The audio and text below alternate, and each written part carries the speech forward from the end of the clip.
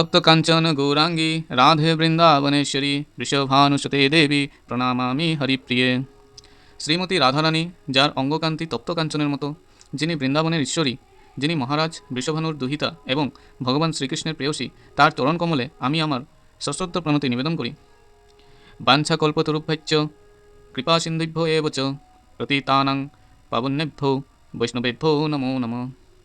সমস্ত বৈষ্ণব ভক্তবৃন্দ, যারা বাঞ্ছাকল্পতরুর মতো সকলের মনোবাঞ্ছা পূর্ণ করতে পারেন, যারা কৃপার সাগর ও পতিত পাবন, তাদের চরণকমলে আমি আমার সশ্রদ্ধ প্রণতি নিবেদন করি। শ্রীকৃষ্ণ চৈতন্য প্রভু নিত্যানন্দ শ্রীরদ্বৈত গদাধর শ্রীবাসাদি গৌরভক্তবৃন্দ। শ্রীকৃষ্ণ চৈতন্য প্রভু নিত্যানন্দ শ্রীরদ্বৈত আচার্য শ্রী গদাধর ও শ্রীবাস আদি গৌরভক্তবৃন্দের চরণকমলে আমি আমার সশ্রদ্ধ প্রণতি নিবেদন করি। হরে কৃষ্ণ কৃষ্ণ কৃষ্ণ হরে হরে, হরে রাম রাম রাম হরে হরে, হরে কৃষ্ণ কৃষ্ণ কৃষ্ণ হরে হরে, হরে রাম রাম হরে হরে। ভগবদ্গীতার আর এক নাম গীতোপনিষদ। এটি বৈদিক দর্শনের সারমর্ম এবং বৈদিক সাহিত্যের শ্রেষ্ঠ উপনিষদ। এই গীতোপনিষদ বা ভগবদ্গীতার বেশ কয়েকটি ইংরেজি ভাষ্য ইতিমধ্যে হয়ে গেছে। তাই অনেকের মনে প্রশ্ন জাগতে পারে, ভগবদ্গীতার আরও একটি ইংরেজি ভাষ্যের কী দরকার? তাই ভগবদ্গীতার এই সংস্করণ সম্বন্ধে দুই একটি কথা আমাকে বলতে হয়। ইদানিং একজন আমেরিকান ভদ্রমহিলা আমাকে জিজ্ঞাসা করেছিলেন, ভগবদ্গীতার কোন ইংরাজি অনুবাদে ভগবদ্গীতার প্রকৃত ভাবকে যথাযথভাবে প্রকাশ করা হয়েছে। আমেরিকাতে ভগবদ্গীতার বহু ইংরাজি সংস্করণ পাওয়া যায়, কিন্তু আজ পর্যন্ত আমি এমন একটি ভগবদ্গীতা পেলাম না যাতে ভগবদ্গীতার যথার্থ ভাবকে বজায় রেখে তার অনুবাদ করা হয়েছে। শুধু আমেরিকাতেই নয়, ভারতবর্ষেও ভগবদ্গীতার ইংরেজি অনুবাদের সেই একই অবস্থা। তার কারণ হচ্ছে ভাষ্যকারেরা ভগবদ্গীতার মূল ভাব বজায় না রেখে তাদের নিজেদের মতামতের পরিপ্রেক্ষিতে তার ব্যাখ্যা করেছেন। ভগবদ্গীতাতেই ভগবদ্গীতার মূল ভাব ব্যক্ত হয়েছে।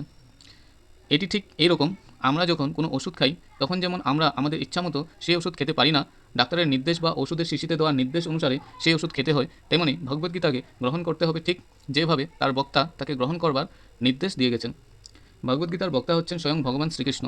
ভগবদ্গীতার প্রতিটি পাতায় বলা হয়েছে যে শ্রীকৃষ্ণ হচ্ছেন পরমেশ্বর ভগবান।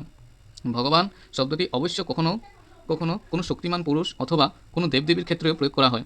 এখানে ভগবান শব্দটির দ্বারা ভগবান শ্রীকৃষ্ণকে মহাপুরুষ রূপে বর্ণনা করা হয়েছে, কিন্তু সেই সঙ্গে আমাদের জ্ঞাত হওয়া উচিত যে শ্রীকৃষ্ণ হচ্ছেন পরমেশ্বর ভগবান।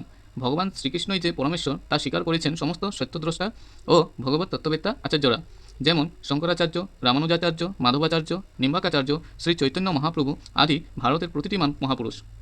শ্রীকৃষ্ণ নিজেই ভগবদ্গীতাতে বলে গেছেন যে তিনি হচ্ছেন স্বয়ং ভগবান। ব্রহ্মসংহিতা ও সব কয়টি পুরাণে, বিশেষ করে ভাগবত পুরাণ শ্রীমদ্ ভাগবতে শ্রীকৃষ্ণকে পরমেশ্বর ভগবান রূপে বর্ণনা করা হয়েছে। তাই ভগবান শ্রীকৃষ্ণ যেমনভাবে নির্দেশ দিয়ে গেছেন ঠিক তেমনভাবে ভগবদ্গীতাকে আমাদের গ্রহণ করতে হবে। ভগবদ্গীতার ৪র্থ অধ্যায়ে ভগবান বলেছেন, ইমং বিবস্বতে যুগং প্রত্যবানহম বয়ম বিবস্বান্মনবে প্রাহ মনুরীক্ষাক বেহ ব্রবৃত। এবং পরম্পরা প্রাপ্তমিমং রাজস্বয় বিদু স কালে নেহ মোহতা যুগ নষ্ট পরন্তপ স এবায়ং ময়া তেহদ্য যোগ প্রোক্ত পুরাতন ভক্ত হসি মে সখা চেতি রহস্যং হতদত্তম। এখানে ভগবান অর্জুনকে বলেছেন যে এই যুগ ভগবদ্গীতা প্রথমে তিনি সূর্যদেবকে বলেন, সূর্যদেব তা বলেন মনুকে, মনু ইক্ষ্বাকুকে, এবং এইভাবে গুরু পরম্পরাক্রমে গুরুদেব থেকে শিষ্যতে এই জ্ঞান ধারাবাহিকভাবে প্রভাবিত হয়ে আসছিল। কিন্তু এক সময় এই পরম্পরা ছিন্ন হয়ে যাওয়ার ফলে আমরা এই জ্ঞান হারিয়ে ফেলি। তাই ভগবান কুরুক্ষেত্রের রণাঙ্গনে নিজে এসে আবার এই জ্ঞান অর্জুনের মাধ্যমে দান করলেন। তিনি অর্জুনকে বললেন, তুমি আমার ভক্ত ও সখা, তাই রহস্যাবৃত এই পরম জ্ঞান আমি তোমাকে দান করছি। এই কথার তাৎপর্য হচ্ছে যে ভগবদ্গীতার জ্ঞান কেবল ভগবানের ভক্তই আহরণ করতে পারে। আধ্যাত্মবাদীদের সাধারণত 3টি শ্রেণীতে ভাগ করা যায়, যথা জ্ঞানী, যোগী ও ভক্ত, অথবা নির্বিশেষবাদী। ধ্যানী ও ভক্ত, এখানে ভগবান স্পষ্টভাবে অর্জুনকে বলেছেন যে পূর্বের পরম্পরা নষ্ট হয়ে যাবার ফলে তিনি তাকে দিয়ে পুনরায় সেই পুরাতন যুগের প্রচার করলেন। তিনি চেয়েছিলেন যে অর্জুন এই জ্ঞানকে যথাযথভাবে উপলব্ধি করে তার প্রচার করবেন, আর এই কাজের জন্য তিনি অর্জুনকেই কেবল মনোনীত করলেন, কারণ অর্জুন ছিলেন তার ভক্ত, তার অন্তরঙ্গ সখা ও তার প্রিয় শিষ্য। তাই ভগবানের ভক্ত না হলে, অর্থাৎ ভক্তি ও ভালোবাসার মাধ্যমে তার অন্তরঙ্গ সান্নিধ্য না এলে ভগবানের মাহাত্ম্য উপলব্ধি করতে পারা সম্ভব নয়।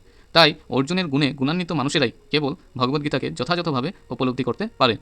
ভক্তির মাধ্যমে ভক্তের সঙ্গে ভগবানের যে প্রেম মধুর সম্পর্ক গড়ে ওঠে তারই আলোকে ভগবানের স্বরূপ উপলব্ধি করা সম্ভব হয়। এই সম্পর্কের ব্যাখ্যা করতে গেলে অনেক কথা বলতে হয়, তবে সংক্ষেপে বলা যায় যে ভক্ত ভগবানের সঙ্গে নিম্নলিখিত 5টি সম্পর্কের যে কোনো একটির দ্বারা যুক্ত থাকেন। প্রথম, নিষ্ক্রিয়ভাবে ভক্ত হতে পারেন শান্ত, সক্রিয়ভাবে ভক্ত হতে পারেন দাস্য, বন্ধুভাবে ভক্ত হতে পারেন সখ্য, 4 নম্বর হলো অভিভাবক রূপে ভক্ত হতে পারেন বাৎসল্য। 5 নম্বর দাম্পত্য প্রেমিক রূপে ভক্ত হতে পারেন মাধুর্য। অর্জুনের সঙ্গে ভগবানের সম্পর্কের রূপ ছিল সখ্য। অবশ্য শ্রীকৃষ্ণের সঙ্গে অর্জুনের যে বন্ধুত্বের সম্পর্ক তার সঙ্গে পার্থিব জগতের বন্ধুত্বের বিস্তর তফাৎ। এই সম্পর্ক হচ্ছে অপ্রাকৃত এবং জড় অভিজ্ঞতার পরিপ্রেক্ষিতে এর বিচার করা কখনোই সম্ভব নয়। যে কোনো লোকের পক্ষে এই বন্ধুত্বের আস্বাদন লাভ করা সম্ভব নয়। তবু প্রত্যেকেই কোনো না কোনোভাবে ভগবানের সঙ্গে যুক্ত এবং এই সম্পর্কের প্রকাশ হয় ভক্তিযোগের পূর্ণতার মাধ্যমে। তবে আমাদের বর্তমান অবস্থায় আমরা কেবল ভগবানকে ভুলে যাইনি, সেই সঙ্গে ভুলে গেছি তার সঙ্গে আমাদের চিরন্তন সম্পর্কের কথা। লক্ষ কোটি জীবের মধ্যে প্রতিটি জীবেরই ভগবানের সঙ্গে কোনো না কোনো রকমের শাশ্বত সম্পর্ক রয়েছে এবং সেই সম্পর্ক হচ্ছে জীবের স্বরূপ। ভক্তিযোগের মাধ্যমে এই স্বরূপের প্রকাশ হয় এবং তাকে বলা হয় জীবের স্বরূপ সিদ্ধি। অর্জুন ছিলেন ভগবানের ভক্ত এবং তার সাথে ভগবানের সম্পর্ক ছিল বন্ধুত্বের সম্পর্ক। জয় শ্রী রাধে গোবিন্দ, হরে কৃষ্ণ।